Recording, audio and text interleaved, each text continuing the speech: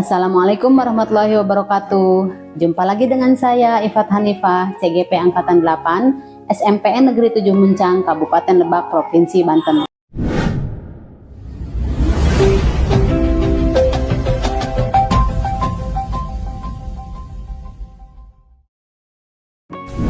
Pada video ini, saya akan memaparkan koneksi antar materi modul 2.1 tentang pembelajaran berdiferensiasi. Apa itu pembelajaran berdiferensiasi?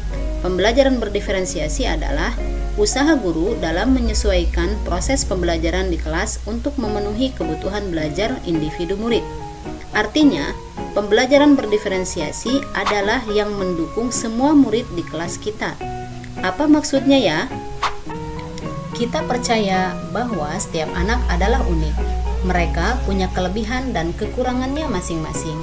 Begitu juga dengan minat, gaya belajar, kebiasaan, pola pikir, kemampuan literasi, dan lain-lainnya. Pasti berbeda, bukan? Disinilah diperlukan usaha guru untuk dapat memenuhi kebutuhan belajar murid yang berbeda-beda, agar mereka merasa nyaman saat belajar di dalam kelas dan tentunya tujuan pembelajaran dapat tercapai. Kemudian, bagaimana ya caranya agar guru bisa dapat melakukan pembelajaran berdiferensiasi di dalam kelas? Agar guru dapat melakukan pembelajaran berdiferensiasi di dalam kelas, guru harus memahami tujuan pembelajaran terlebih dahulu. Selanjutnya, mengetahui dan merespon kebutuhan belajar murid, menciptakan lingkungan belajar yang mendukung murid untuk belajar, melakukan manajemen kelas yang efektif, dan melakukan penilaian berkelanjutan. Berkaitan dengan kebutuhan belajar murid, maka guru harus memahami 3 aspek berikut ini. Yang pertama adalah kesiapan belajar murid atau readiness.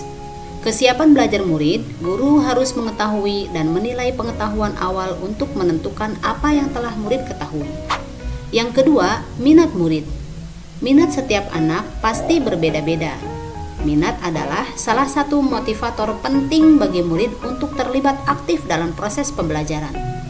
Dan yang ketiga adalah profil belajar murid. Profil belajar murid berkaitan dengan lingkungan, budaya, gaya belajar, dan kecerdasan majemuk yang berbeda-beda antara satu anak dengan yang lainnya. Kebutuhan belajar murid dapat diidentifikasi dengan cara-cara sebagai berikut.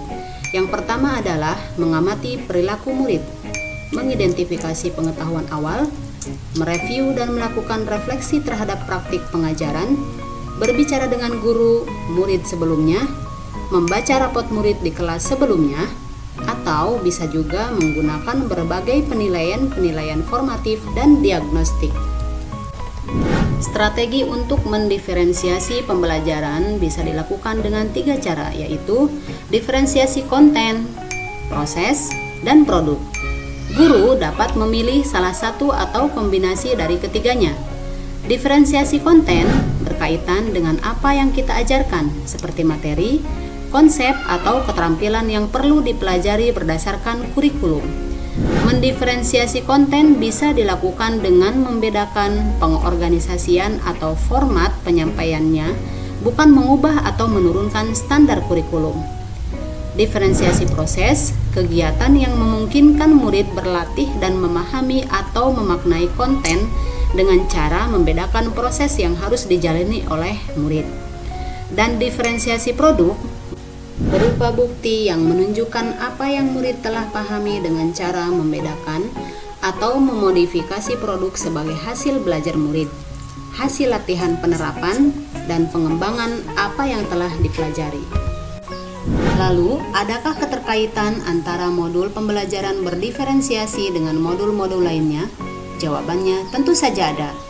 Untuk dapat melakukan pembelajaran berdiferensiasi, maka guru harus berusaha memenuhi kebutuhan belajar anak sesuai dengan kodrat alam dan kodrat zaman.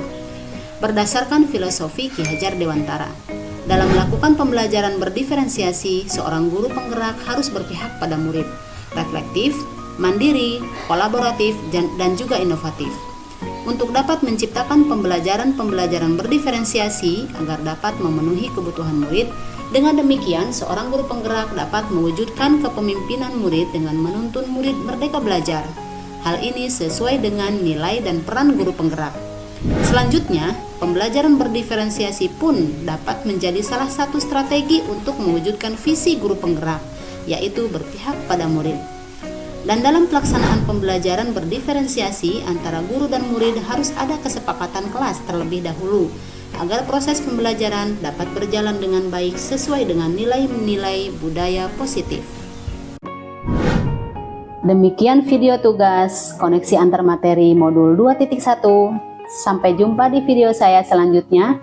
Salam dan bahagia. Wassalamualaikum warahmatullahi wabarakatuh.